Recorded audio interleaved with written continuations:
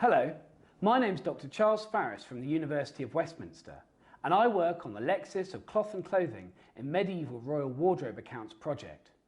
We investigate medieval accounts in order to look into the fascinating world of medieval royal fashion. Recently, we've been at the National Archives looking at a livery roll from 1347 to 50, which contains the very first reference to the world-famous Order of the Garter, England's highest order of chivalry.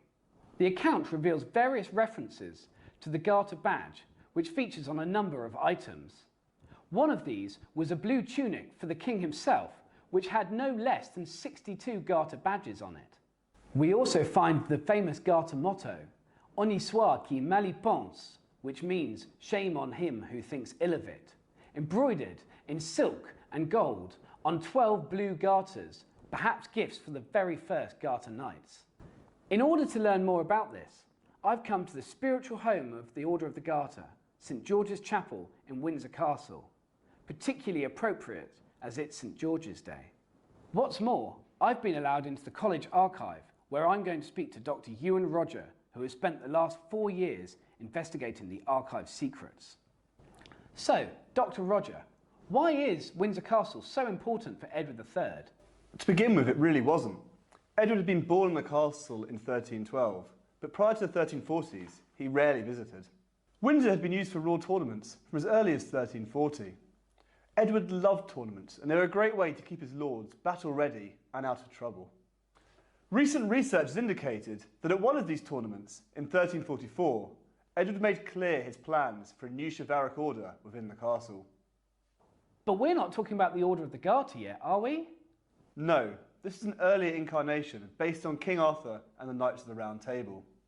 Edward started work on a new building to house his order, which recent archaeological evidence has estimated to be almost 200 feet in diameter and able to accommodate up to 300 knights. Unfortunately, the building was never completed.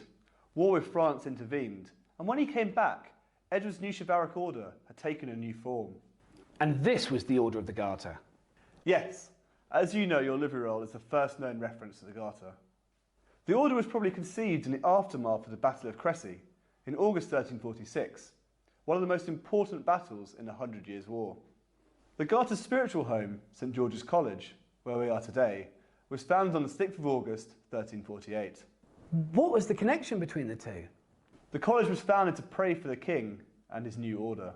What's more is that within the college there was to be one poor knight for each Garter knight, who was given a living in return for prayer.